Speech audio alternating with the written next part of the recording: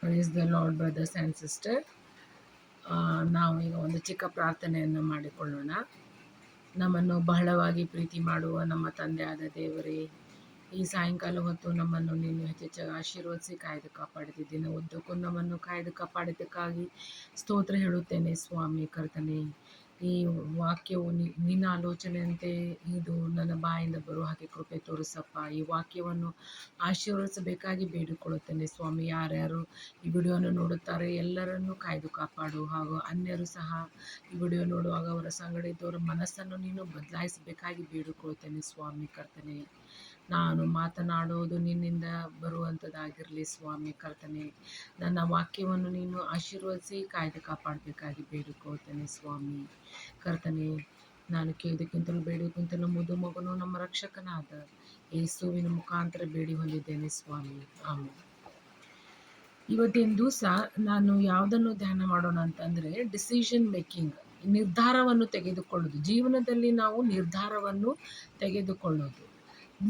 ತೆಗೆದುಕೊಳ್ಳೋದು ಅಂತಂದರೆ ಏನಂದರೆ, ನಮ್ಮ ಬೈಬಲ್ನಲ್ಲಿ ನಾವು ಯಾವುದಾದ್ರೂ ಒಂದು ನಿರ್ಧಾರ ತಗೋಬೇಕಂದ್ರೆ ನಾವು ಪ್ರೇಯರನ್ನು ಮಾಡಬೇಕು. ಪ್ರೇಯರನ್ನು ಮಾಡಿ ನಾವು ದೇವರಲ್ಲಿ ನಾವು ನಂಬಿಕೆ ಇಡುವಂಥವ್ರಾಗಬೇಕು. You have to trust the Jesus Christ. ನಾವು ದೇವರನ್ನು ನಂಬಬೇಕು. ಅವನ ಆಲೋಚನೆ, ದೇವರ ಆಲೋಚನೆ ಏನಿದೆಯಲ್ಲ, ಆ ಆಲೋಚನೆ ನಮ್ಮ ವಿಚಾರವಾಗಿರುತ್ತದೆ. ಆ ಆಲೋಚನೆಯಂತೆ ನಮ್ಮ ವಿಚಾರ ಆಗಿರುತ್ತದೆ. ಯಾವುದಾದ್ರೂ ಒಂದು ಜೀವನದಲ್ಲಿ ನಾವು ಡಿಸಿಷನ್ ತೆಗೆದುಕೊಳ್ಬೇಕು, ನಿರ್ಧಾರವನ್ನು ಮಾಡಬೇಕಂದ್ರೆ ಅದು ದೇವರಿಂದ ನಿರ್ಧಾರ ಆಗತಕ್ಕದ್ದು. ನಮ್ಮಿಂದ ನಾವಾಗಲೇ ನಾವು ನಿರ್ಧಾರವನ್ನು ತೆಗೆದುಕೊಂಡರೆ ಅದು ಮುಂದೆ ಜೀವನ ಪೂರ್ತಿ ಅದು ನಾವು ಅನುಭವಿಸ್ಬೇಕಾಗುತ್ತದೆ. ಸೊ ಇಲ್ಲಿ ನಾನೇನು ಹೇಳಬೇಕಂತ ಬಯಸ್ತೇನೆ ಅಂತಂದ್ರೆ, ಇವತ್ತಿನ ದಿವಸ ಇಲ್ಲಿ ನಾವು ನೋಡ್ತೀವಿ. ಈಗ ನಾವು ಒಂದು ಎಕ್ಸಾಂಪಲ್ ಕೊಡ್ತೇನೆ. ಏನಂತಂದರೆ, ಈಗ ನಾವು ಬಾಂಬೆಗೆ ಹೋಗಬೇಕಾಗಿರ್ತದೆ. ಬಾಂಬೆಗೆ ನಾವು ಡಿಸಿಷನ್ ತೊಗೊಂಡು ನಾವು ಬಾಂಬೆಗೆ ಹೋಗಿ ಮುಟ್ಟಬೇಕಾಗಿರ್ತೈತಿ.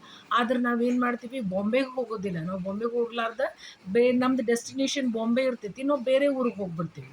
ಸೊ ಇಲ್ಲಿ decision making is very important in our life. ನಮ್ಮ ಜೀವನದಲ್ಲಿ ಒಂದು ಮುಖ್ಯವಾಗಿರುವಂಥ ಭಾಗ. ಅದು ಹೆಂಗೆ ಬರ್ತೈತೆ ನಮ್ಗೆ, ನಾವು ಡಿಸಿಷನ್ ತೊಗೋಬೇಕಂದ್ರೆ ಯಾವ ರೀತಿಯಾಗಿ ನಾವು ಡಿಸಿಷನ್ ತೆಗೆದುಕೊಳ್ಳಬೇಕು ಅಂತಂದರೆ, ದೇವರ ಮುಖಾಂತರ. ನಾವು ಬೈಬಲ್ನಲ್ಲಿ ನಾವು ದೇವರಿಗೆ ಹತ್ತಿರವಾಗಿರೋಣ.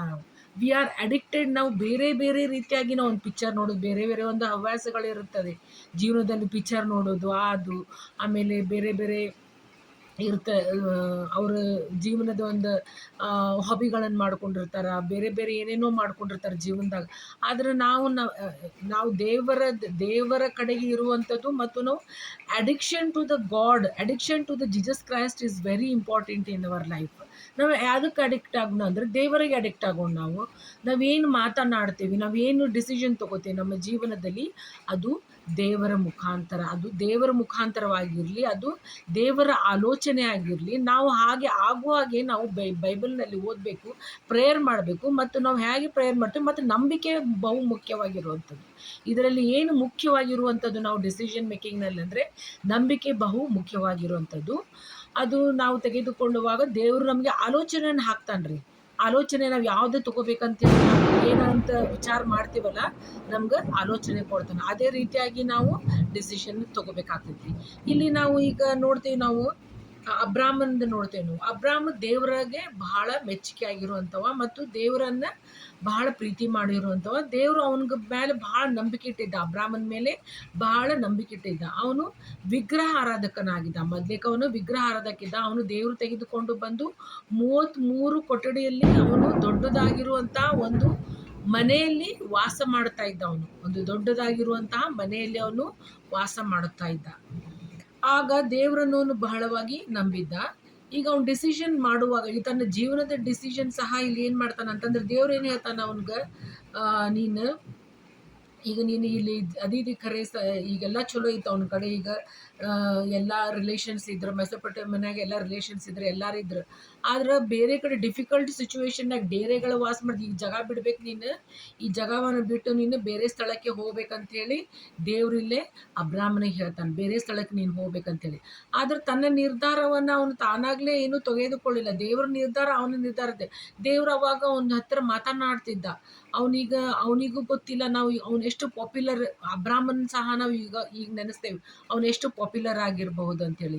ಅವನು ವಾಗ್ದಾದ ದೇಶಕ್ಕೆ ಕರ್ಕೊಂಡು ಹೋಗ್ತಾನೆ. ದೇವ್ರು ಎಲ್ಲ ಫಲವತ್ತಾಗಿತ್ತು, ಎಲ್ಲ ಇತ್ತು.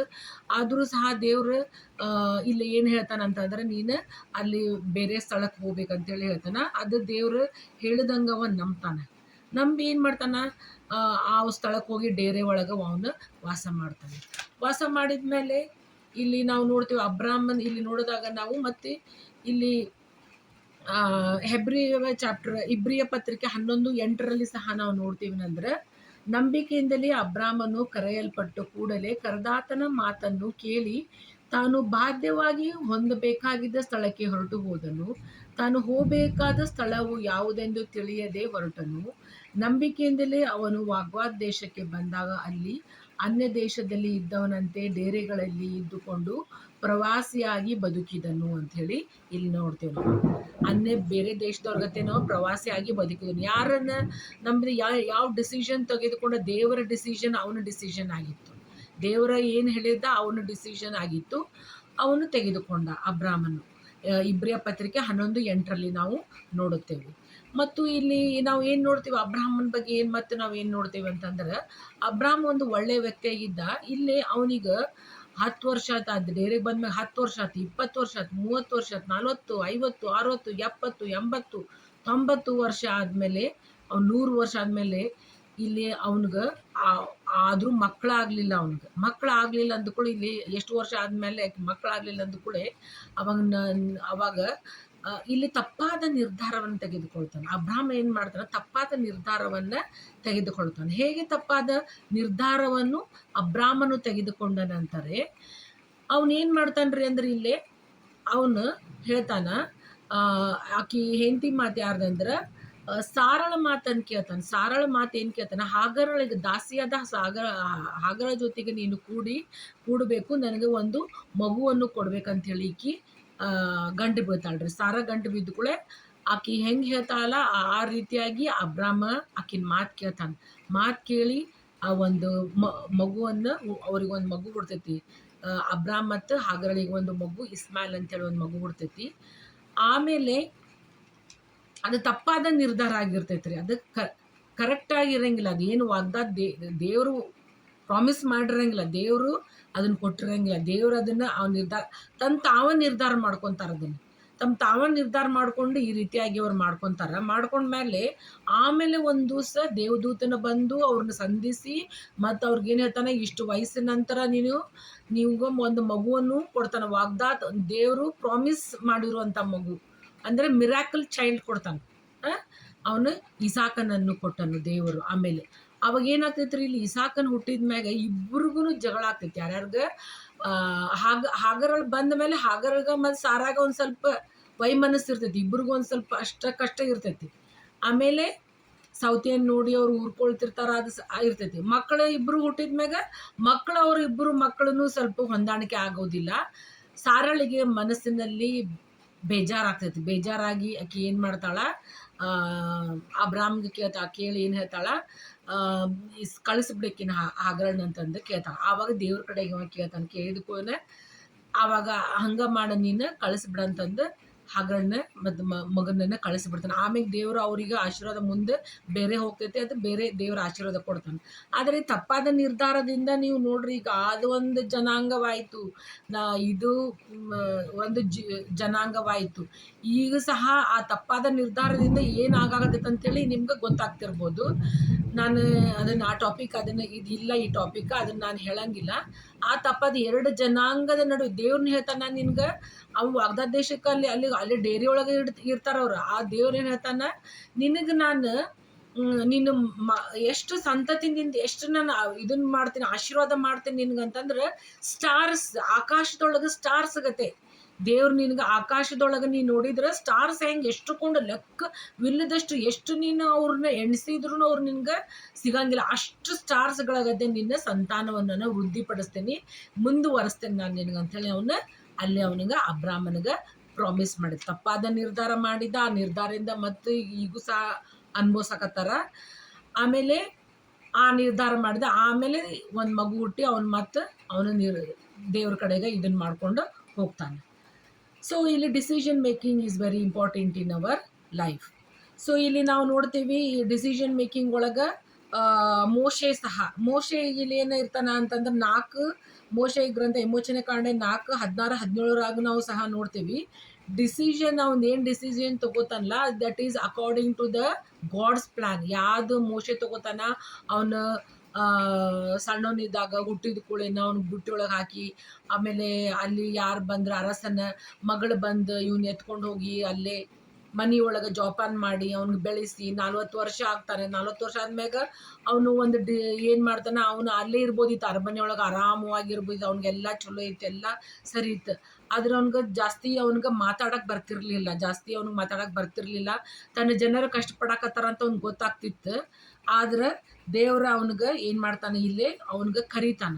ಇಲ್ಲಿ ಏನಂತ ಕರೀತಾನ ಅಂತಂದ್ರೆ, ಆದರೂ ಅವನು ಇಲ್ಲಿ ಅವನು ಕರೀದು ಏನು ಹೇಳ್ತಾನ ಅಂದ್ರೆ, ಅವನು 40 ವರ್ಷದವನು ಆಗಿದ್ದಾಗೂ ಅವನು ಏನು ಮಾಡ್ದ, ಅಲ್ಲಿಂದ ಬಿಟ್ಟು ಬಂದು ಇವನುಗಳ ಕುರಿಯನ್ನು ಮೇಯ್ಸಕ್ಕೆ ಹೋದಾರೆ. ಅವನು ಕುರಿಯನ್ನು ಮೇಯ್ಸಕ್ಕೆ ದೋ ಹಿ ವಾಸ್ ಎಜುಕೇಟೆಡ್, ಎಲ್ಲ ಅಲ್ಲಿ ಇದ್ರೊಳಗೆ ಅರಮನೆಯೊಳಗೆಲ್ಲ ಕಲ್ತಿದ್ರು ಸಹ ದೋ ಹಿ ವಾಸ್ ಎಜುಕೇಟೆಡ್, ಅಲ್ಲಿ ಕುರಿಗಳನ್ನು ಮೇಯ್ಸಕ್ಕೆ ಹೋದಾರೆ. ಹೋದ್ಮೇಲೆ ಇಲ್ಲಿ ನಾವೇನು ನೋಡ್ತೀವಿ ಅಂದ್ರೆ, ದೇವ್ರ ಅವನಿಗೆ ಲೀಡರ್ಶಿಪ್ 40 ವರ್ಷ ಆದ್ಮ್ಯಾಗ ಅವ್ನು ಲೀಡರ್ಶಿಪ್ ಯಾರಿಗಂದ್ರೆ ಈ ಇಸ್ರಾಯೇಲ್ರಿಗೆ ಲೀಡರ್ನಾಗಿ ಮಾಡ್ತಾನೆ. ಅಂದ್ರೆ ಅವ್ರನ್ನ ಪ್ರಾಮಿಸ್ ಲ್ಯಾಂಡಿಗೆ ನೀನು ಕರ್ಕೊಂಡು ಹೋಗು ಅಂತೇಳಿ ಅವ್ನಿಗೆ ಹೇಳ್ತಾನೆ. ಆವಾಗೂ ಡಿಸಿಷನ್ ಏನು ತಗೋತಾನ ಮೋಶೆ, ದೇವರ ಪ್ರಕಾರ ಡಿಸಿಷನ್ ತಾನ ನಾ ಬರಂಗಿಲ್ಲ ಅಂಥೇಳಿ ಅವ್ನು ಹೋಗಂಗಿಲ್ಲ, ಬೇರೆ ಆಗಿ ಡಿಸಿಷನ್ ತೊಗೊಳೋದಿಲ್ಲ, ತಾನಾಗಲೇ ತೊಗೊಳಂಗಿಲ್ಲ. ಅದು ದೇವರ ಅದು ಡಿಸಿಷನ್ ಆಗಿರ್ತೈತಿ, ಅದು ಒಳ್ಳೇದಾಗ್ತೈತೆ ಅಂಥೇಳಿ ಅವ ದೇವರ ಮಾತನ್ನು ಕೇಳ್ತಾನೆ. ಮಾತನ್ನು ಕೇಳಿ ಅವ್ನು ಎಷ್ಟು ತ್ರಾಸ ಪಡ್ತಾನ, ಎಷ್ಟು ಇವ್ರನ್ನೆಲ್ಲ ಕರ್ಕೊಂಡು ಹೋಗ್ತಾನ, ಎಷ್ಟು ಮುಂದೆಲ್ಲ ಎಷ್ಟೊಕೊಂಡು ನೋಡ್ತೇವೆ ನಾವು, ಎಷ್ಟೊಕೊಂಡು ತ್ರಾಸ ಪಟ್ಟು ಅವನ್ನ ಮುಂದೆಲ್ಲ ಇವ್ರನ್ನ ಕರ್ಕೊಂಡು ಹೋಗ್ತಾನೆ ಅಂಥೇಳಿ ನಾವು ಮೋಶೆನ ಗ್ರಂಥದೊಳಗಿಲ್ಲಿ ನೋಡ್ತೀವಿ. ಅವನು ತನ್ನ sacrifice his life to the Egyptian, sacrifice ಮಾಡ್ತಾನೆ, ತನ್ನ ಜೀವನವನ್ನು ಸ್ಯಾಕ್ರಿಫೈಸ್ ಮಾಡ್ತಾನೆ. ಸೊ ಗಾಡ್ ಬ್ಲೆಸ್ಡ್ ಹಿಮ್, ದೇವರು ಅವನನ್ನು ಆಶೀರ್ವಾದ ಮಾಡಿದ ಅಂಥೇಳಿ ನಾವಿಲ್ಲಿ ನೋಡ್ತೇವೆ. ಮತ್ತು ಇನ್ನೊಂದು ಏನಂತಂದ್ರೆ, ಇಲ್ಲಿ ದಾನಿಯೇಲನ್ ಏನು ಮಾಡ್ತಾನೆ ಅಂತಂದ್ರೆ, ದಾನಿಯೇಲದ ಇಲ್ಲಿ ಬರೆದಿರುವಂಥ ಗ್ರಂಥದೊಳಗೆ ಓದ್ತೀವ್ರಿ ನಾವು. ಅಲ್ಲಿ ಅವನಿಗೆ ಕರ್ಕೊಂಡು ಬರ್ತಾರೆ. ಅವ್ನಿಗೆ ಸಣ್ಣ ಒಂದು 18 ವರ್ಷದ ಇದ್ದಾಗ ಅವ್ನಿಗೆ ಹುಡ್ಕೊಂಡು ಬಂದು ಕರ್ಕೊಂಡು ಬಂದು ಇವ್ನಿಗೆ ಒಂದು ಒಳ್ಳೆ ಇದಾಗಬೇಕಂದ್ರೆ ಅರಸನ ಹತ್ರ ಕರ್ಕೊಂಡು ಬಂದು ಒಂದು ಚಲುವಾಗಿರುವಂಥ, ಅವ್ನು ಚಲುವಾಗಿರ್ತಾನೆ, ಚಂದ ಇರ್ತಾನೆ, ಎಲ್ಲ ಇರ್ತಾನೆ. ಆದರೆ ದೇವ್ರು ಅವ್ನಿಗೆ ಡಿಸಿಷನ್ ಏನು ತೊಗೋತಾನೆ ಅಂತಂದ್ರೆ, ಅವ್ನಿಗೆ ಏನೇನೋ ತಿನ್ನಕ್ಕೆ ತಂದು ಕೊಡ್ತಾರೆ, ಅಲ್ಲಿ ಅರಮನ್ಯಾಗ ತಿನ್ನಕ್ಕೆ ತಂದು ಕೊಟ್ಟು ನಿಂದು ಫೇಸ್ ಗ್ಲೋ ಆಗ್ತೈತಿ, ಹಂಗೆ ಹಿಂಗೆ ಅಂತೆಲ್ಲ ಅವ್ನಿಗೆ ಹೇಳ್ತಾರೆ. ಆದರೆ ಡಿಸಿಷನ್ ಹೆಂಗೆ ತೊಗೋತಾನೆ, ದೇವರ ಅವನು ಆಲೋಚನೆ ಮಾಡಿ ವಿಚಾರ ಮಾಡಿ ಅವನೇನು ಹೇಳ್ತಾನೆ, ಅವನ ಡಿಸಿಷನ್ನು ಫ್ರೂಟ್ಸ್, ಹಣ್ಣು, ವೆಜಿಟೇಬಲ್ಸ್ ಇಂಥ ಆಹಾರವನ್ನು ಕೇಳ್ತಾನೆ. ಅದು ಡಿಸಿಷನ್, ಒಂದು ಒಳ್ಳೆಯ ನಿರ್ಧಾರವನ್ನು ತೆಗೆದುಕೊಂಡು ಆ ನಿರ್ಧಾರದಿಂದ ಅವನು ಸ್ವಲ್ಪ ದಿವಸ ಆದಮೇಲೆ ಅವನ ಮುಖ ಏನಾಗ್ತೈತೆ ರೀ, ಗ್ಲೋ ಆಗ್ತೈತೆ ಅಂಥೇಳಿ ನಾವಿಲ್ಲಿ ಡ್ಯಾನಿಯಲ್ ಅಂದ್ರಾಗ ನೋಡ್ತೀವಿ. So decision making is also very important in our life. ಆಮೇಲೆ ಮತ್ತು ಇಲ್ಲಿ ನಾವು ಮೇರಿ ತೊಗೊಂಡೋಣ, ಮೇರಿದು ನೋಡೋಣ್ರಿ. ಮೇರಿದು ಏನು ನೋಡೋಣಲ್ಲ ಅಂತಂದ್ರೆ, ಲೂಕನ ಬರೆದ ಸುವಾರ್ತೆ ಒಳಗೆ 1ನೇದ್ರಾಗ ನಾ ಐತಿ. ಇಲ್ಲಿ ಏನೈತೆ ಅಂತಂದ್ರೆ, ದೇವರು ಇಲ್ಲಿ ದೇವದೂತನು ಬಂದು ಆಕೆಗೆ ಭೇಟಿಯಾಗಿ ಯೇಸು ಸ್ವಾಮಿ ಇಲ್ಲಿ ಮನುಷ್ಯ ಅವತಾರದಲ್ಲಿ ಹುಟ್ಟಬೇಕಾಗಿರ್ತೈತೆ ರೀ. ಮನುಷ್ಯ ದೇವರ ಇದಾಗಿರ್ತೈತೆ, ಅದು ಅವನು ಮೆಸ್ಸಿಯ ಬರ್ತಾನ ಅಂತಂದು ಹೇಳಿರ್ತಾನೆ ಹೊಸ ಒಡಂಬಡಿಕೆಯಲ್ಲಿ. ಆವಾಗ ಇಲ್ಲಿ ನಾವು ಏಷಾಯನ ಪ್ರವಾದನೆ ಗ್ರಂಥದಾಗನ ಹೇಳ್ಕೊಂತ ಅಡ್ಡಾಡ್ತಿರ್ತಾನೆ. ಅವ್ನಿಗೆಲ್ಲಾರು ಏಷಾಯನಿಗೆ ಏನಂತಿರ್ತಾರ, ಎಂಥ ಹುಚ್ಚದನವ ಅಂಥೇಳಿ ಅಂತಿರ್ತಾರೆ, ಏಷಾಯಿಗೆಲ್ಲರೂ ಅಂತಿರ್ತಾರೆ ಮಂದಿ. ಆದ್ರೆ ಅವನಿಗೆ ಏಷಾಯದ ಪ್ರವಾದನೆ ನುಡಿತಾನೆ ಏನಂತಂದ್ರೆ, ಒಂದು ಮಗು ಹುಡ್ತೈತಂತಂದು, ಅದು ಮೇರಿಯಿಂದ ಅವಾಗ ಆಕಿ ಬಂದು ದೇವದೂತರು ಬಂದು ನಿನಗೊಂದು ಮಗು ಹುಡ್ತೈತಿ, ಅದು ದೇವರದ ಮಗು ಆಗೈತಿ, ನೀನು ಗರ್ಭಿಣಿ ಆಗ್ತಿದ್ದಿ ಅಂಥೇಳಿ ಹೇಳಿದ ಕೂಡ ನೀನು, ಆದ್ರೆ ಆಕೆ ಎಂಗೇಜ್ಮೆಂಟ್ ಆಗಿರ್ತೈತಿ, ಜೋಸೆಫನ್ ಜೊತೆಗೆ ಆಕಿದ ಎಂಗೇಜ್ಮೆಂಟ್ ಆಗಿರ್ತೈತಿ. ಆದರೂ ಸಹ ಆಕೆ ಏನು ಡಿಸಿಷನ್ ತೊಗೋತಾಳೆ, ಆಕೆ ಒಲ್ಲೆ ಅನ್ನಲಿಲ್ಲ. ನಾನು ಒಲ್ಲೆ ಅಂತ ಹೇಳೋಕ್ಕೆ ಡಿಸಿಷನ್ ತೊಗೊಳಿಲ್ಲ, ಭಾಳ ವಿಚಾರ ಮಾಡಿ ಆಮೇಲೆ ದೇವರದ್ದು ಏನು ಡಿಸಿಷನ್ ಐತೆ ಅದು ಕರೆಕ್ಟ್ ಆಗೈತಿ, ದೇವ್ರ ಡಿಸಿಷನ್ ಇದ್ದಿದ್ದು ಕರೆಕ್ಟ್ ಐತೆ ಅಂಥೇಳಿ ಕರೆಕ್ಟಾಗಿ ಡಿಸಿಷನ್ ತೊಗೊಂಡ್ಮ್ಯಾಗ ಆಕೆಗೆ ದೇವರು ಆಶೀರ್ವಾದವನ್ನು ಮಾಡ್ತಾನೆ. ಆಶೀರ್ವಾದ ಮಾಡಿ ಆಮೇಲೆ ದೇವರು ಯೇಸು ಸ್ವಾಮಿ ಬರ್ತಾನೆ. ಆಮೇಲೆ ಈಗೂ ಸಹ ನಾವು ಏನು ಮಾತಾಡ್ತೀವಿ, ಈಗೂ ಆಕೆ ಇದ್ದಾಗಲೂ ಈಗೂ ಸಹ ಆಕೆ ಗೊತ್ತಿರಲಿಕ್ಕಿಲ್ಲ, ಈಗೂ ಸಹ ಜನರು ನಾವು ಮಾತಾಡ್ತೀವಿ. ಯಾರ ಬಗ್ಗೆ ಮಾತಾಡ್ತೀವಿ? ಮೇರಿ ವಿಷಯ ಮಾತಾಡ್ತೀವಿ ನಾವು. ಮೇರಿ ವಿಷಯನ ನಾವು ಎಲ್ಲದರಲ್ಲಿ ಓದುತ್ತೇವೆ ನಾವು. ದೇವರ ತಾಯಿ ಅಂಥೇಳಿ ನಾವು ಮೇರಿಗೆ ನಾವು ರೆಸ್ಪೆಕ್ಟ್ ಕೊಡ್ತೇವೆ. ಅವಳು ಸಹ ನಾವು ಮಾತಾಡ್ತೀವಿ. ಅಬ್ರಾಮಂದು ನಾವು ಸಹ ಮಾತಾಡ್ತೀವಿ. ಮೋಶೆಂದು ನಾವು ಮಾತಾಡ್ತೀವಿ. ಅವರು ಎಷ್ಟು ಪಾಪ್ಯುಲರ್, ಅವ್ರಿಗೆ ಅಬ್ರಾಮ್ನಿಗೆ ಗೊತ್ತಿಲ್ಲ ನಾ ಎಷ್ಟು ಪಾಪ್ಯುಲರ್ ಆಗ್ತೇನೆ ಅಂತ ಹೇಳಿ. ಅವನಿಗೆ ಗೊತ್ತಿಲ್ಲ ಅವ್ನು ಎಲ್ಲಿ ಇದ್ದಾರೆ, ಏನು ದೊಡ್ಡ ಇದ್ರಾಗ ಇದ್ದ, ಹಂಗೇನಿರಲಿಲ್ಲ, ಏನಿಲ್ಲ. ಅದು ಒಂದು ಡೇರೆ ಒಳಗಿದ್ದು ವಾಸ ಮಾಡಿ ದೇವರ ವಾಗ್ದಾನ, ದೇವ್ರು ಹೆಂಗೆ ಹೇಳ್ತಾನ ಹಂಗೆ ಕೇಳ್ಕೊಂಡು ಹೋದ. ಡಿಸಿಷನ್ ಎಲ್ಲ ದೇವ್ರದಾಗಿತ್ತು. ಇವ್ರು 3 ಮಂದಿ ಎಲ್ಲ ಏನಂದ್ರೆ ಯಾರ್ದು ಮಾತು ಕೇಳಿದ್ರೆ, ಇವ್ರು 3 ಮಂದಿ ಎಲ್ಲ 4 ಮಂದಿ ಡ್ಯಾನಿಯಲ್ ಹೋದನ, ಇವರು ದೇವ್ರದ ಮಾತನ್ನು ಕೇಳಿ ದೇವರ ಹೆಂಗೆ ದೇವ್ರು ಹೇಳ್ತಾನಲ್ಲ ಆ ರೀತಿಯಾಗಿ ಅವ್ರ ಡಿಸಿಷನ್ ತಮ್ಮ ಜೀವನದಲ್ಲಿ ತೆಗೆದುಕೊಂಡು ಹೋದರು ಅಂಥೇಳಿ ನಾವಿಲ್ಲಿ ನೋಡ್ತೇವೆ.